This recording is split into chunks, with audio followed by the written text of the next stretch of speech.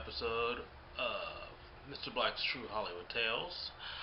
Um, Basically, this show is just me reminiscing about my time living in Los Angeles. I lived in Los Angeles between 1991 and up on and off until the last years, up to about 2015. Before I get started on this, number one, for everybody who's been watching these and everything, thank you for watching, thank you for supporting. I'm glad I have an audience with these. I didn't get a chance to mention it last video, because I was kind of sort of doing a semi-tribute to Tom Petty in that one. But I'm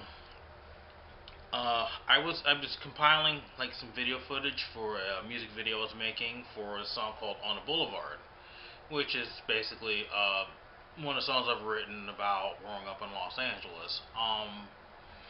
I was trying to compile like footage from like the early 90s and everything, because that's basically where the song takes place.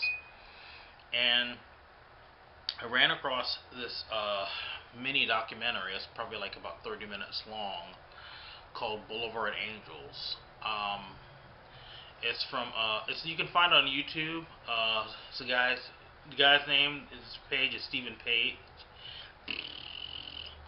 His name is Stephen Page, and I'm not even gonna worry about editing that out. And but you can find him on Facebook. He is a filmmaker, I believe, from the UK. In the early 90s, like in 1990, he filmed this documentary with the Hollywood street kids, and it's called Boulevard Angels. I'll leave the link actually in the description below, so you can actually watch it too. I ran across it and watched it, and I actually saw like a few people I remembered in this documentary, and I talked to the guy a little bit, and he's actually a really cool guy, and he's happy. It's still getting some notice and everything. So I did use some clips from that for my video, and I actually included a shout out for him in that. I'm also doing it again in this video, directing you to his page, and I will have a link below so you can watch this. It's a very interesting documentary about street life in the early 90s. This was actually like a year before I got out there, because I got there in 91. This was done in 90, and some of the people that were in this video were still around while I was homeless, and then even after I wasn't homeless anymore at that time. So yeah, whether they're still alive or not is another question. But yeah, let's get on with that. Like I said, leave a link below. Moving on. I'm gonna try to make this. This is probably gonna be a two-parter. Where I last left off before I did the last episode, I was staying at Covenant House, and time was up. Got kicked out of there. My friend Silver at the time, who was actually no longer at Covenant House at the time, was like, "Hey, we got a place we're staying up the street. I mean, you can stay with us." I'm like, "Okay, cool." So you walk up Western Boulevard from Sunset, walking from Covenant House, go on to Hollywood Boulevard. This is still in 91, by the way. We get up to Hollywood Boulevard. I mean, okay, Hollywood and Western now, if you're familiar with the Los Angeles area, now on one side you have the Metro Red Line station. There's a Goodwill on that side. Catty corner from that, there's like a CVS, stuff like that. And across from the Metro station is a Ralph's shopping center with a Ross, Starbucks, all this other shit. Well, in 1991, that was not there.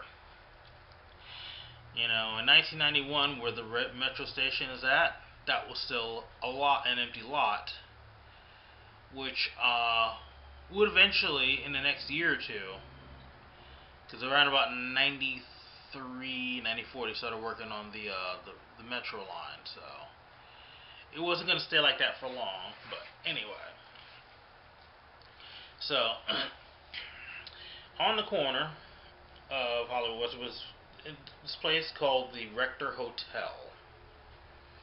This was an old hotel. It's been there. I found old pictures of it. It's like been there since like probably since the early like the 20s, I believe. This place had a lot of history. And it was abandoned. It's been long abandoned. It was probably been abandoned since the 80s. You know that, and there is a strip mall along the side that was also abandoned, connected to it. So yeah, that I don't. I'm like I said, that all that was probably just shut down areas. I believe there was a fire in a couple of those areas too, and they just let it just sit there and rot. So a lot of street kids, you know, they all went and they stayed there. They had rooms, stuff like that. Stayed in various areas. You know, they were it was all over the place. You know, there was all kinds of like rooms. There was a basement people slept in. I don't know if I would want to sleep in a basement in an abandoned building. Weird thing also about that is there were certain parts of that building that not still had power, and some of it you could even still find had running water. So it was weird. I think it was just a fluke for just some of those sections of that building. Um, so I ended up staying there. It was a different experience. I had never lived in an abandoned building before. It's kind of an adventure, It's for me, when I was a kid, I sometimes me and other kids would kind of like explore around an abandoned building. Like there was this one that was abandoned. I kind of tried to explore by myself when I was a kid, and I heard a lot of noise. I ran like hell out of there. But this is different. I was living in one,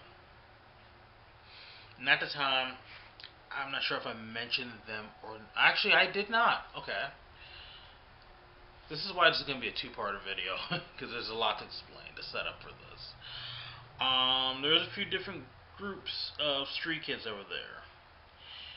One of them being the Hollywood Trolls. Now, Hollywood Trolls were a bunch of kids that got together. They were sort of, I guess, trying to be like a family sort of thing.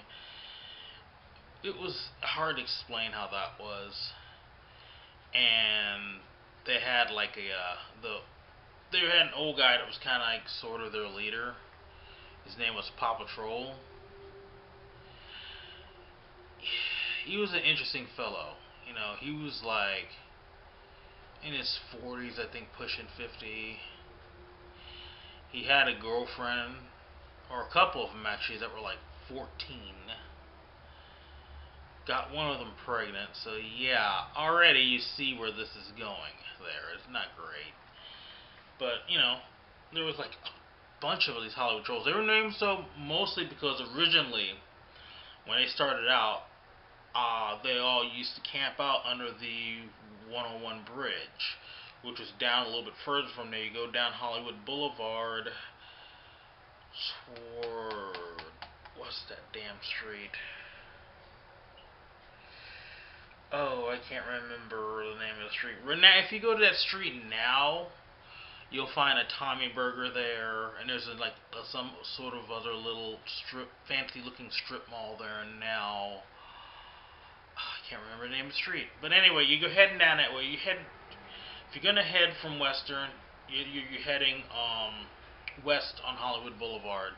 You're gonna get to a freeway, and under that freeway is where they used to camp out at. Henceforth, living under trolls under the bridge, Hollywood Trolls. So, and they, some were still there, but a lot of them had moved into this building. Also at the time, other groups, you had the squatter punks, the Hollywood gutter punks, Hollywood drunk punks. They had a few different names. There was a few there, but they had other spots they stayed at too. There was another group called Hollywood Dogs.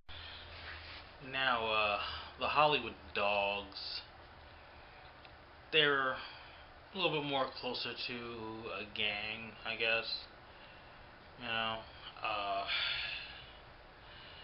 yeah, those are some interesting guys. And then this is kind of like a tier as far as people goes, I guess. The next ones would be this other gang.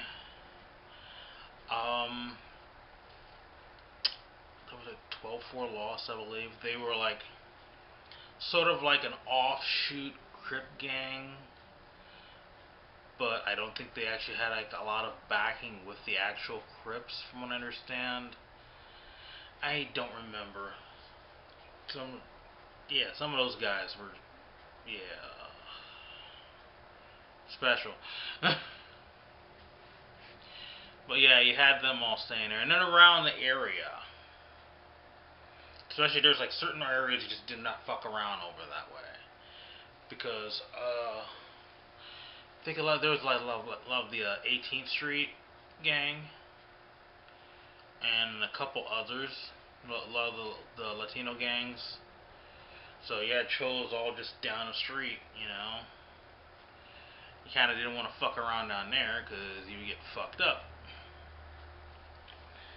But yeah, I mean, and actually sometimes he had them coming into the squat too. Sometimes if they knew people, you know. But yeah. So there was all these, you know, a bunch of us living in there.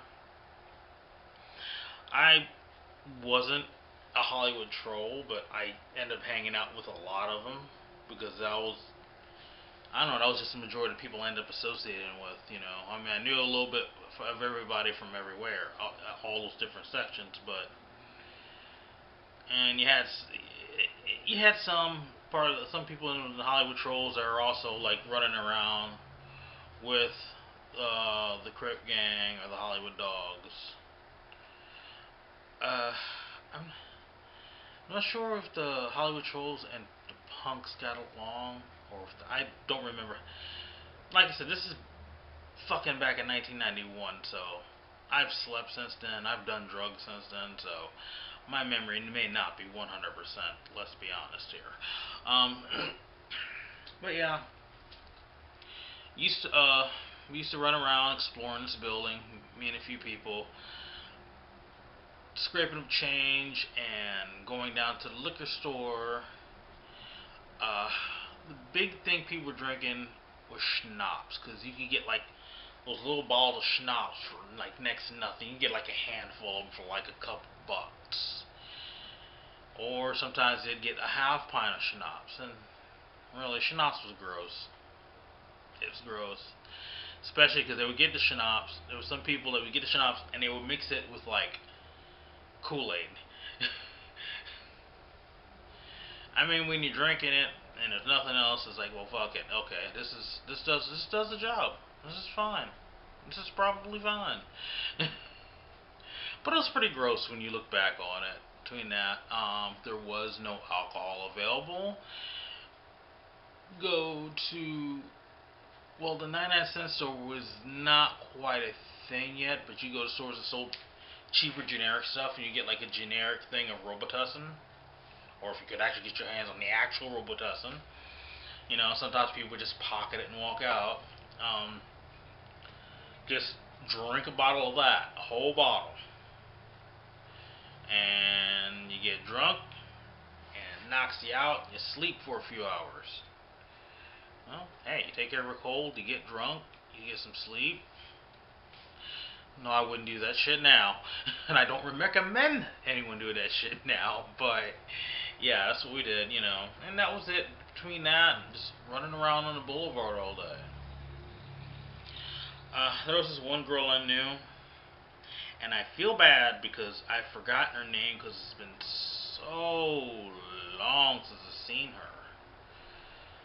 But there was this one girl I was talking to for a while. She's getting ready to go into rehab. Beautiful girl, tall. You know, it's like she was tall, bigger girl, blonde. You know, it was that was pretty much my weakness there. I was like, okay, I like you. I have to look up to talk to you. I'm gonna talk to you. You know, so we hung out a lot. She was really sweet, and she was gonna go into rehab for a few months, and everything. And we talked about, maybe hanging out, seeing where things go when she gets back, and everything. And it's like, and then it's like the last day, one of the last days I talked to her, we were walking on the boulevard, and we ran into another friend of hers, this other lady that was homeless, her and her husband at the time. Her name was Darl, and her husband was, he was, I don't remember his real name, but they called him Soda Man.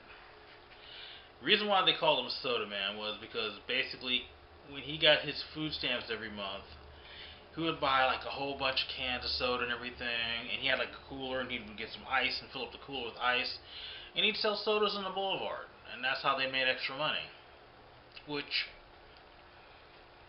would work out. I think he drank a lot of that money up, but I mean, essentially the idea was good, but yeah, that's what they did. I met her friend Darl. Darl was really nice to me, older lady, and everything.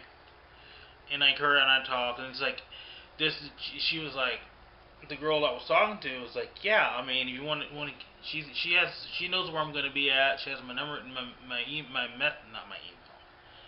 Email wasn't that big back then. Why am I saying email? She has my address and everything, and phone number. She can get a hold of me. That way if you want to check up on me, it's like, oh, sweet, alright, this is great. Alright, cool. And so she went to rehab and everything. It's like, I remember, it was like with the day she left, I kind of hugged her, gave her a kiss. It was nice. I was like, alright, cool, I'm waiting around for this girl. See what happens, it's going to be a few months, and I'm like, oh, will she even remember me in a few months? Was she wanting to do with me in a few months? Who knows? I didn't know. I'm like 18, 19 years old, okay? So, anyway, in the days, I just kept hanging around the boulevard. I would hang out, and sometimes I would hang out with Darl, while her old man was out doing the sodas and everything. So we talked a lot. She told me how my friend was doing and everything. This went on for like a week or two, and the place where they were crashing at, they got kicked out of. So I was like, well, hey, we're staying in an abandoned building down here, You can crash in there, There's plenty of rooms in there. It was an abandoned hotel, So she's like, oh, great, cool, So they moved in there and everything. At the time, thinking about it, at the time, she was in her late 30s. She acted older, but yeah, she was like probably 37, I believe. I don't remember. Oh, god damn. I've done a lot of drugs since then, too. Like I said, keep in mind, when I'm doing these videos, I'm going to have little memory lapses. I'm probably going to sit here in the middle of explaining a story to you, and I'm going to go, huh? What the fuck? But I don't remember what, you might see a lot of that in these videos. I'm not even going to lie to you.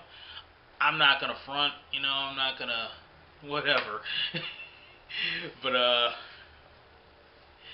so yeah, they move in and everything. They're staying there. They have their own little room and everything. I hang out with Darl, I kind of started getting a little thing for her, a little bit, but at the time I was like, okay, well, she's married, and I'm trying to see what's going on with this other girl. One night, they were her and her husband having problems anyway, and one night they had like a big blowout, and he just took his stuff and he left her there. He was gone. He said, fuck yes, fuck you, I'm out of here. I don't know what happened. Honestly, yeah, I'll get to that in a minute. But yeah, I'm not sure what happened. and she was freaking out. She was crying and everything, and I was being consoling. I was hanging out with her. It's like, I'll hang out with you in your room tonight and everything, blah blah blah. Next thing you know, after a while we're talking, hanging out and everything. Next you know, things happen, as situations like that are wont to do,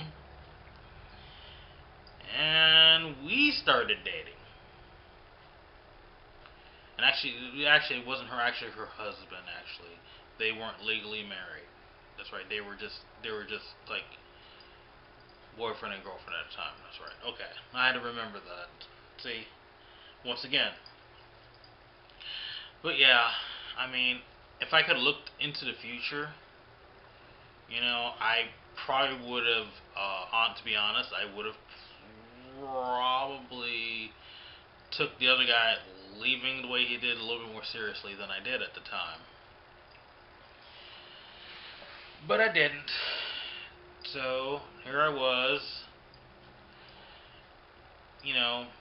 19 years old, in a relationship with this older woman at the time. This older woman also being the liaison to another girl originally I was talking to, that I was originally going to see how things were going to go with. So yeah, not probably at the time wasn't the best decision, but sometimes our mistakes we do learn lessons from. And boy, was that going to be a long lesson I was going to learn. You'll find out as these go on, because there's quite a few tales of it's going to be mixed in with my time of being with Darl. Because, yeah. But yeah, here we're, so I ended up moving in her room with her and everything. That had mixed reactions too, because it was like,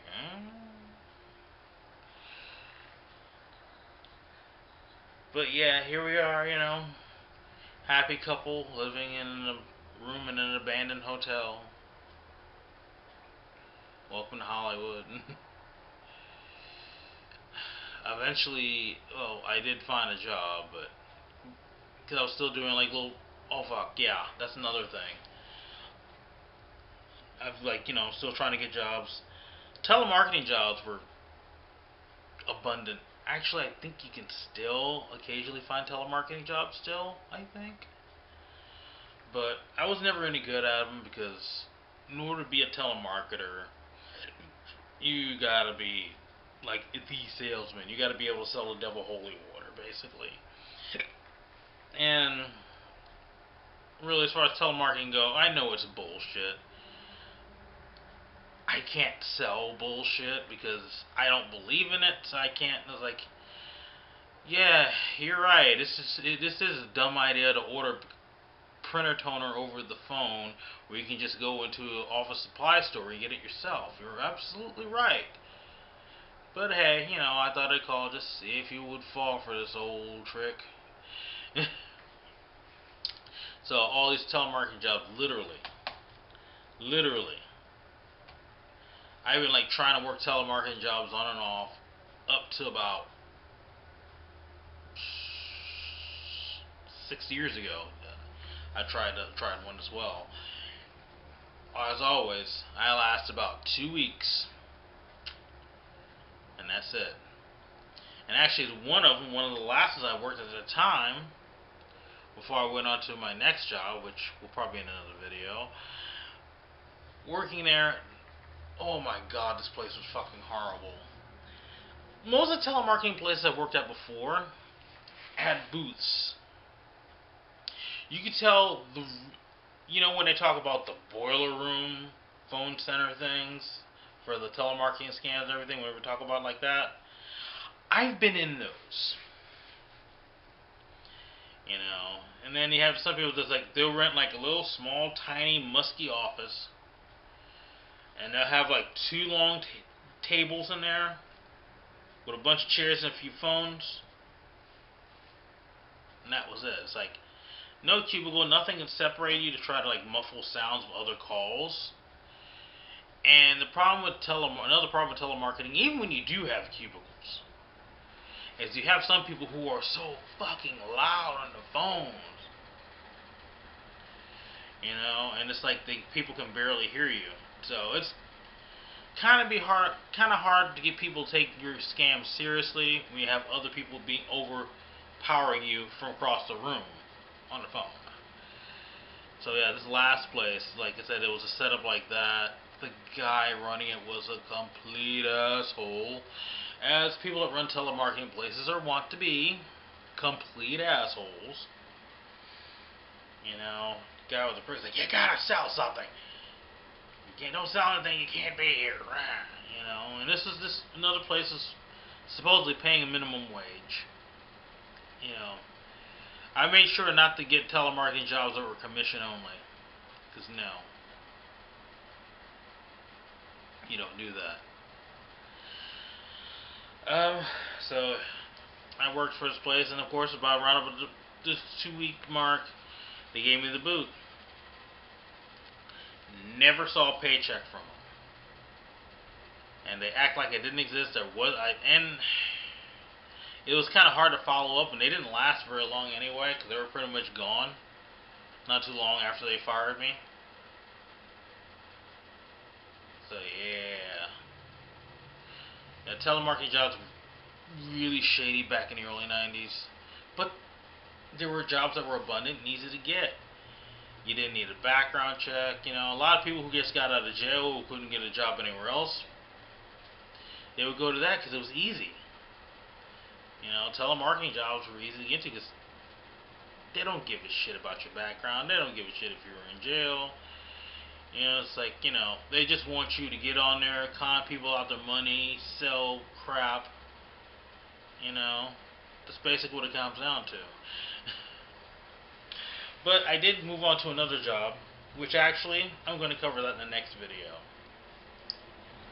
Because this one's running over a little bit. I'm trying to keep these short, each episode. But, thanks for watching. I'll be doing another episode probably this weekend, actually. Thank you for everybody that's been watching and supporting and everything and giving me feedback. If there's anybody else that's been out there that maybe you know me, maybe you don't, but you've been out in Hollywood, you were on the streets, you were staying at the Rector Squad, everything, or if you've been a part of that and you have stories to share, or maybe you have some corrections for me. Maybe I didn't exactly tell something exact, and maybe you go, okay, hey, actually, this such and such a place was actually blah blah blah, or this person was blah blah blah. Then by all means, please leave it in the comments below. Try and get some interaction with some people on here, especially if you've been in the scene, if you were out there too. Also, maybe find some people I used to talk to. Hopefully, they're still alive. At least the ones I liked, anyways. But anyway, thank you for watching. Be sure, if you have not subscribed to this channel right now, hit the subscribe button, hit the notification bell, because I upload videos every week. These videos, I also do a reaction video show, the Mr. Blak and Dr. Bitchcraft show, and of course the main thing with my channel is I upload things for my band Blak. Working on a couple new music videos for Blak right now as well, as a matter of fact, speaking of which. So those will be posted up as well soon. Anyway, thanks for watching, and I will see you next time.